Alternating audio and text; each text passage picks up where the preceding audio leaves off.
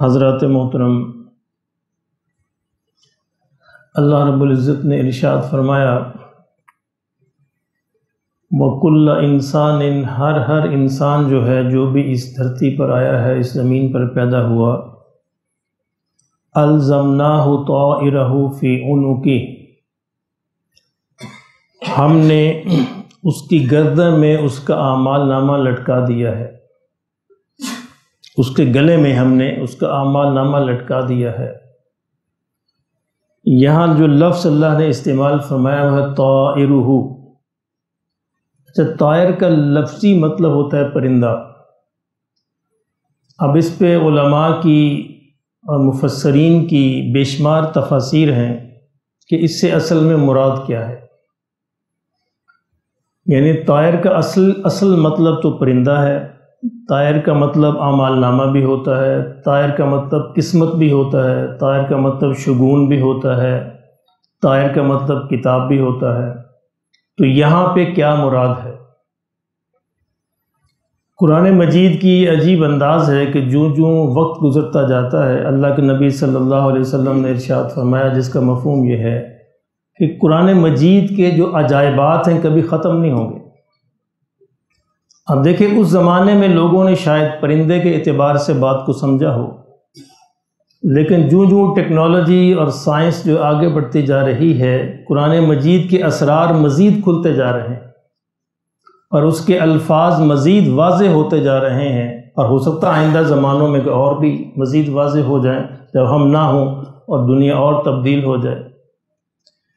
اب اس میں فرمایا کہ اس کا جو اعمال نامہ ہے یا اس کی جو کتاب ہے، اس کی گردن میں لٹکی ہوئی ہے۔ تو اس پہ ایک عالم دین نے فرمایا کہ دیکھیں، آج کل جو چپس آ رہی ہیں، تو اگر اللہ نے کوئی اس طرح کی کوئی انویزیبل چپ جو ہے ہماری گردن کے اندر فٹ کی ہوئی ہو، تو ہم کیسے جان سکتے ہیں؟ جو ہو سکتا ہے معلوم ہو سکتا ہے اس سے مراد وہ چپ ہی ہو۔ یعنی اس سے مراد اگر کتاب ہے، اس سے مراد اگر اعمال نامہ ہے، اس سے مراد اگر پرندہ ہے، اس سے مراد اگر قسمت ہے، ساری چیزیں مراد ہیں۔ اس سے مراد چپ بھی ہو سکتی ہے کہ اللہ رب العزت نے ایک چپ جو ہے، بڑی مائکرو چپ جو ہے ہماری گردن میں لگا دی ہے، اور ہمارے ہر سیکنڈ کا حساب جو ہے اس کے اندر ڈیٹا ریکارڈ ہو رہا ہے۔ اب اس ڈیٹا کو جب ان کوڈ کیا جائے گا تو وہ ایک پورے کا پورا اعمال نامہ بن جائے گا۔ اسی کو اللہ نے فرمایا کہ یہ وَنُخْرِجُ لَهُ يَوْمَ الْقِيَامَةِ كِتَابًا يَلْقَاهُ مَنْشُورًا، تو یوم قیامت کے دن ہم اس کو کھولیں گے، اس کتاب کو یا اس چپ کو جو ہمارے تمہارے اندر فٹ کی ہے، قیامت کے دن ہم کھولیں گے تو تم اس کو لمبا پھیلا ہوا پاؤ گے، اتنا اعمال نامہ۔ انسان حیران رہ جائے گا۔ وہ تو پھر اللہ اس کو فرمائے گا اقرا کتابک، خود ہی پڑھ لے۔ یعنی آج کسی اور کی ضرورت نہیں ہے، کسی اور محاسب کی ضرورت نہیں ہے، کسی اور نگران کی ضرورت نہیں ہے، تیرے سامنے کھلا پڑا ہے، خود ہی پڑھ لے، فیصلہ کر لے کہ تو دنیا میں کیا کما کے آیا، کیا لے کے آیا۔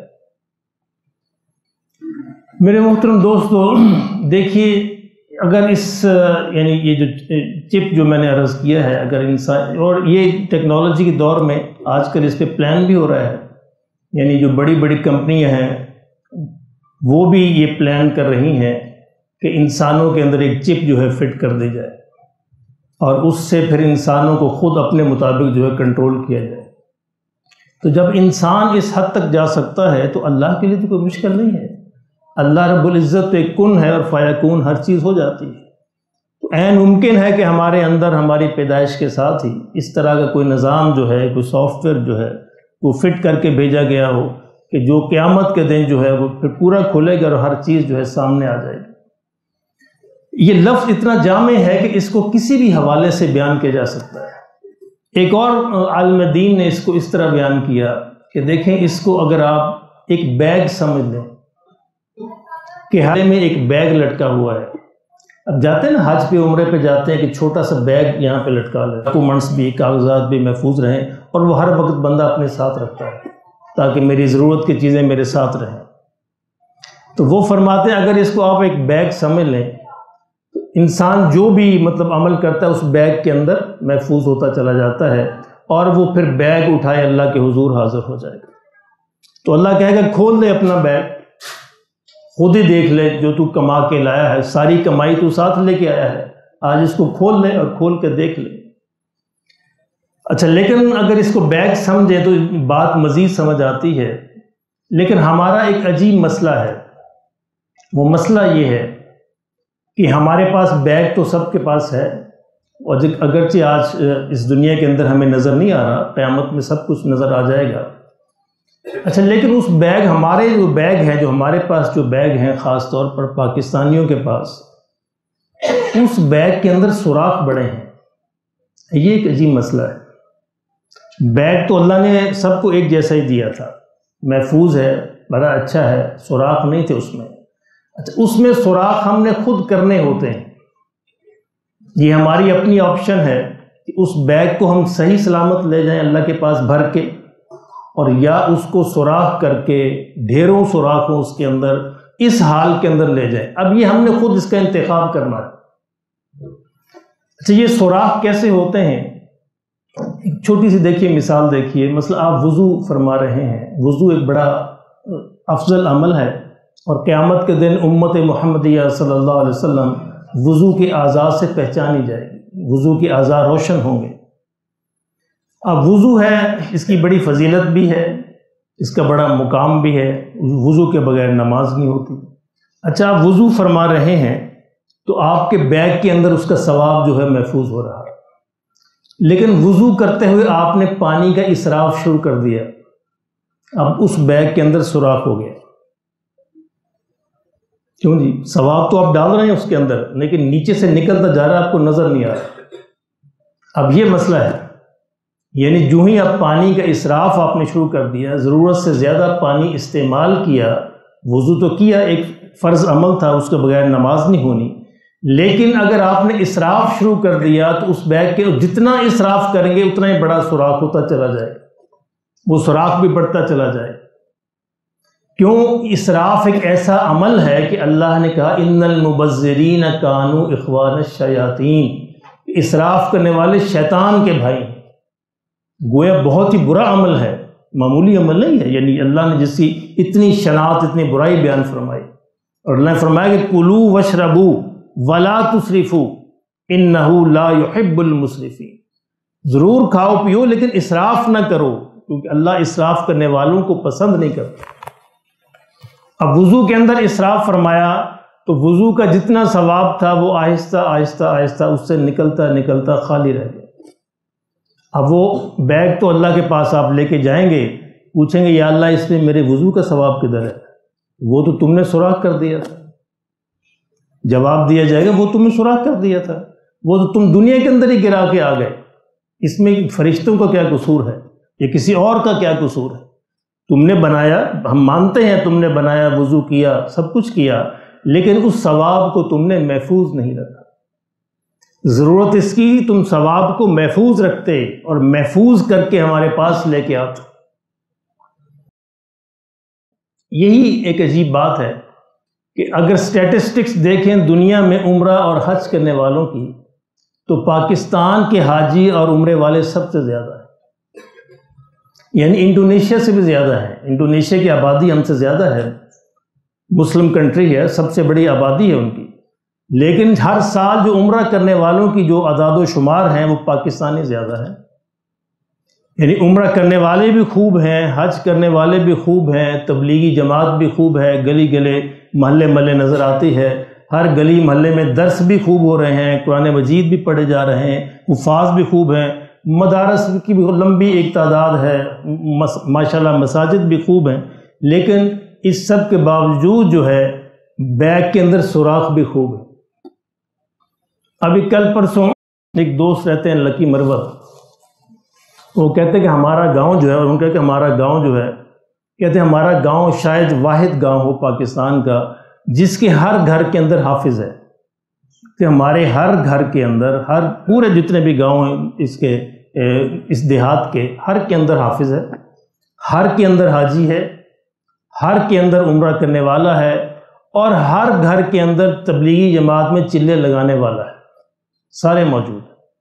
اور کہتے ہیں ہر دوسری گلی میں مسجد ہے، ہر تیسری گلی میں مدرسہ ہے، خوب آباد ہے، لیکن کہتے مزے کی بات یہ ہے کہ یہاں دھوکہ دہی، جھوٹ، غیبت، چغلی، حسد، بہتان، کینہ، جی لڑائی، مار کٹائی، ایک دوسرے کے ساتھ دشمنی، چوریاں، ڈاک، سب کچھ موجود ہے۔ اللہ اکبر۔ یعنی وہ جس کا کوئی گھر جو ہے اس سے خالی نہیں ہے، حفاظ سے اور حج عمرہ کرنے والوں سے، تبلیغی جماعت میں چلے لگانے والوں سے، اس کے باوجود کہتا ہے کہ وہ ساری کی ساری برائیاں جو ہیں وہ ہمارے گاؤں میں اسی طرح موجود ہیں۔ اب گیا کدھر؟ وہ نیکیاں کدھر گئیں؟ یہ ایک بڑا لمحہ فکریہ ہے ہمارے لیے۔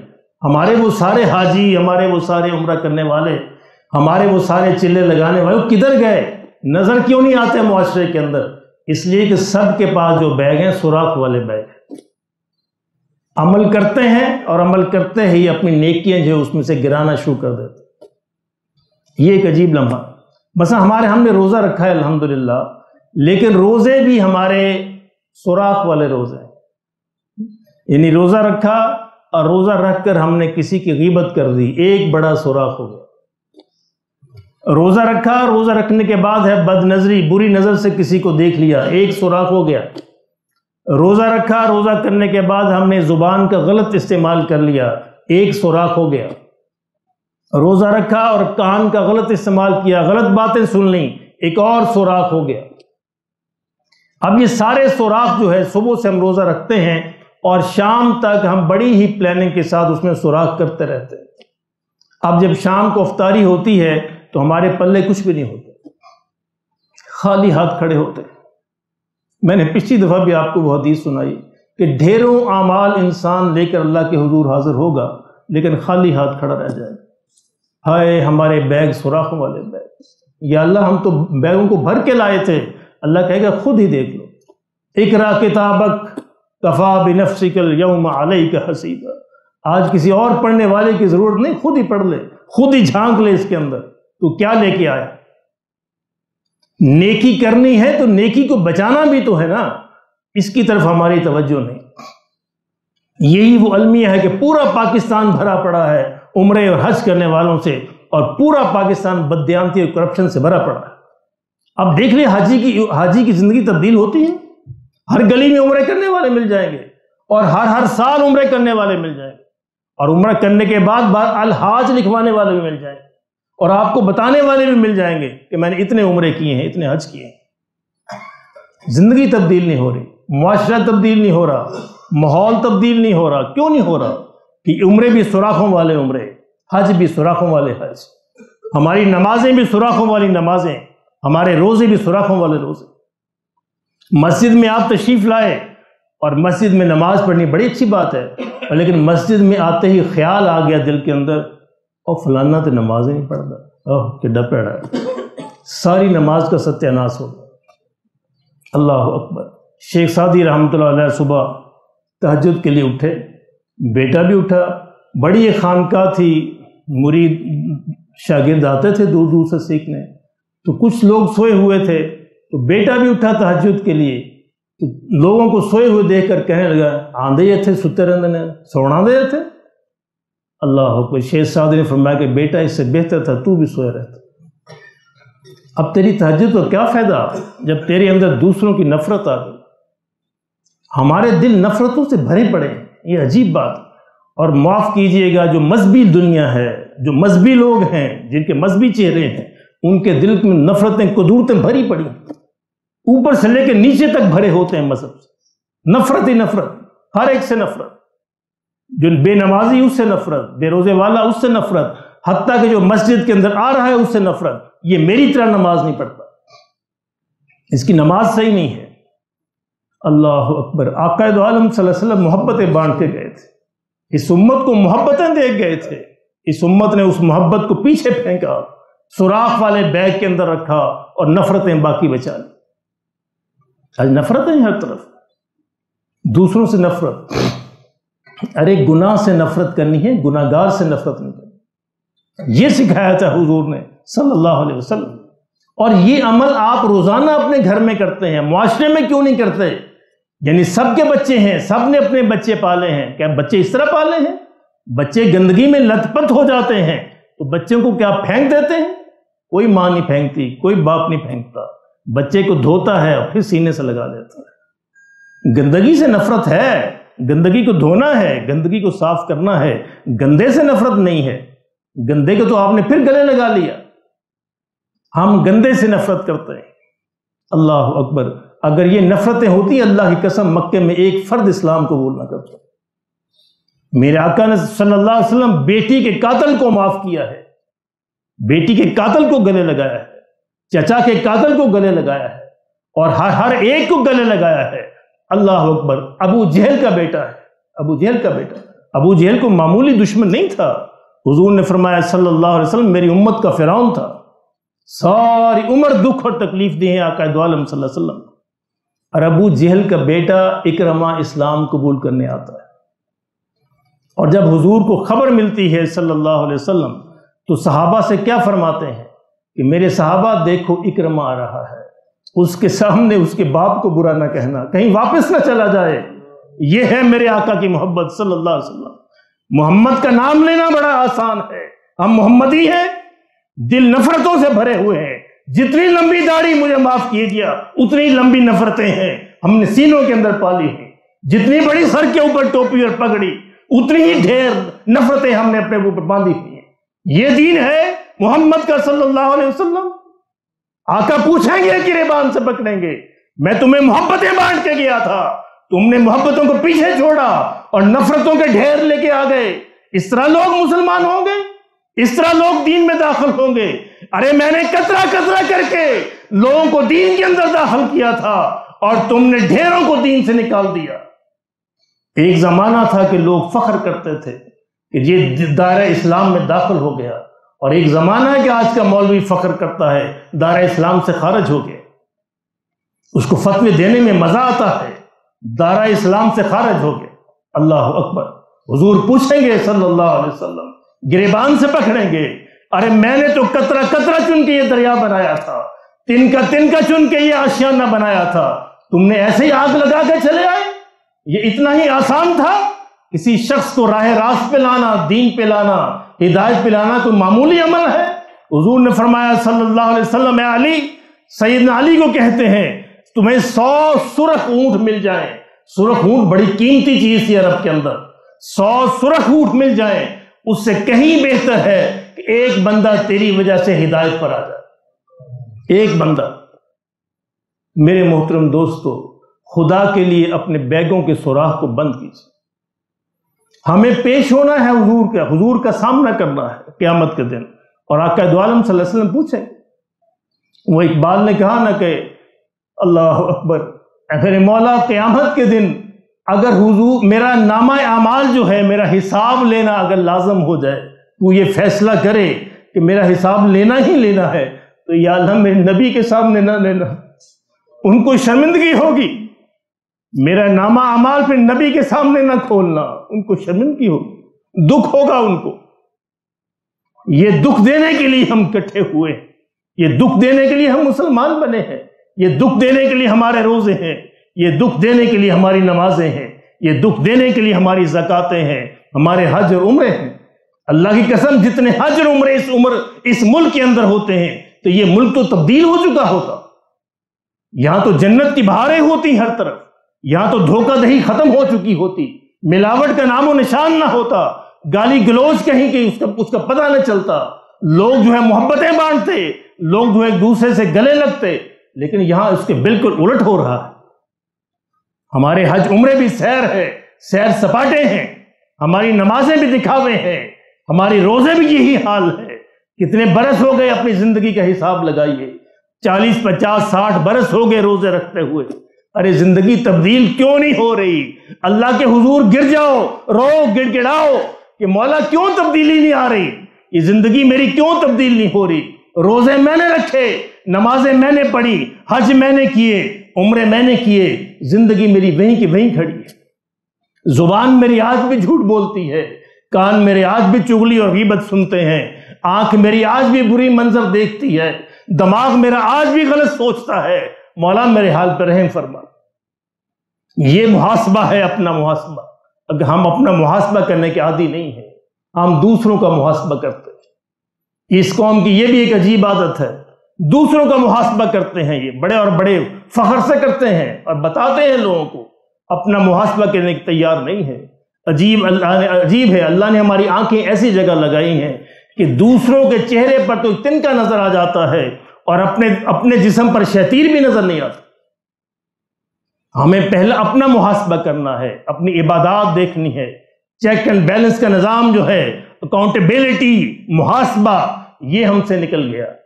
اور ہم نہیں دیکھتے کہ ہماری نمازیں اثرات چھوڑ رہی ہیں کہ نہیں چھوڑ رہی، ہمارے روزے کو اثرات پیدا کر رہے کہ نہیں کر رہے، ہمارے حج اور عمرے جو ہیں، ایک عمرہ کافی تھا ایک زندگی میں، ایک حج کافی تھا اگر تمہیں تبدیل کر دیتا۔ عادت پڑ گئی ہے جی، کہاں جا رہے ہیں جی؟ عمرے پہ جا رہے ہیں، ہر سال عمرے پہ۔ غریب جو ہے سڑکوں پر رل رہے ہیں، ہمسائے میں بھوکے ہیں، اور یہ صاحب جو ہر سال عمرے پہ تشریف لے جا رہے ہیں، اور زندگی وہیں کی وہیں ہے، زندگی میں کوئی تبدیلی نہیں۔ ضرور کیجئے لیکن خدا کے لیے اس کو بچائیے، نمازیں پڑھیے اس کو بچائیے، روزے رکھیے اس کو بچائیے، حج کیجئے اس کو بچائیے، عمرے کیجئے اس کو بچائیے، اس بیگ کے اندر محفوظ رکھیے۔ یہ بیگ اٹھا کے اللہ کے حضور پیش ہونا ہے، اور اللہ کہیں گے کھول لے آج اس بیگ کو، خود ہی دیکھ لے، اقرا کتابک کفا بنفسک اليوم علیک حسیبا، آج اس کو خود ہی دے، پڑھ لے اس کو، کیا تو کما کے لایا، کیا ساتھ لایا۔ تو یہ میں عرض کرنے کی کوشش یہ کر رہا تھا کہ یہ بڑی عجیب آیت ہے، وَكُلَّ إِنسَانٍ أَلْزَمْنَاهُ طَائِرَهُ فِي عُنُقِهِ، ہم نے ہر انسان کی قسمت، اس کا اعمال نامہ، اس کی کتاب اور اس کی جو اس کے گلے کے اندر ہم نے لٹکا رکھا ہے، وہ ساتھ لیے پھرتا ہے، چھوڑ نہیں سکتا۔ وہ چپ ہم نے لگا دی ہے تمہارے گلوں کے اندر، وہ بیگ ہم نے تمہیں دے دیا ہے، اب تم اسے جان نہیں چھڑا سکتے۔ اب اس بیگ کو لے کے اللہ کے حضور پیش ہوگے، اور وہاں پہ جب یہ کھلے گا پھر پتہ چلے گا، اور ہم یہ سمجھے ہوں گے کہ بیگ ہم بھر کے لائے، اور وہاں پتہ چلے گا بیگ تو خالی تھا۔ ماں نے بیٹے کو بیٹا آٹا لے آؤ بازار سے، تھیلا دیا، اس کے اندر سوراخ تھا، بیٹا آٹا بھر کے لے آیا، گھر پہنچا تو خالی تھا۔ کہاں چھوڑا آٹا اماں؟ مجھے تو پتہ نہیں، دیکھا تو راستے میں بکھرا پڑا تھا۔ ہماری نیکیاں اسی طرح راستوں میں بکھر کے رہ جاتی ہیں، لٹ جاتی ہیں، دوسروں کے کام آتی ہیں، اور ہم خالی ہاتھ کھڑے رہ جاتے۔ خدا کے لیے اس روزوں کے اندر اس بات کا تہیہ کرو کہ ہم نے روزے بچا کے لے کے جانے، ہمارے روزوں کے اندر سوراخ نہ ہو، ہماری نمازوں میں سوراخ نہ ہو، ہمارے حج اور عمرے کے اندر سوراخ نہ ہو، ہماری جو دیگر عبادات کے اندر، اعمال کے اندر سوراخ نہ ہو۔ یہ سارے اللہ کے حضور جب پیش ہوں تو ہماری بخشش کا ذریعہ بن۔ اگر یہ خالی بیگ لے کے چلے گئے تو وہاں تو جوتیاں پڑیں گی نہ پڑیں، اللہ کہے گا یہ لے کے آئے ہو میرے پاس۔ اللہ کے حضور، کسی بڑے کے حضور جب جاتے ہیں تو ایک بڑا تحفہ لے کے جاتے ہیں، اور ہم خالی بیگ کا تحفہ لے کے چلے جائیں تو اللہ پھر فرشتوں سے کہیں گے دھکیلو اس کو، دھکیلو، خذوہ فغلوہ ثم الجحیم صلوہ ثم فی سلسلۃ ذرعها 70 ذراعا فاسلکوہ۔ اللہ اکبر، پکڑو اسے جہنم کے اندر جھونک دو، اور ایک 70 گز کی زنجیر سے اس کو باندھ۔ اللہ میرے حال پہ بھی رحم فرمائے۔ اور آخری بات یہ ہے کہ یہ باتیں سب سے پہلے میرے اپنے لیے ہوتی، میں بھی آپ ہی کے معاشرے کا انسان، اس لیے نہیں سناتا آپ کو کہ آپ کو ہدایت ملے، اس لیے سناتا ہوں اللہ کرے مجھے ہدایت مل جائے۔ میرے کان جو ہیں میری زبان سے زیادہ نزدیک ہے، میرے لیے بھی ہدایت کی دعا کیا کرو، اللہ پاک ہم سب کو ہدایت نصیب فرما دے، سنت عطا فرمائے۔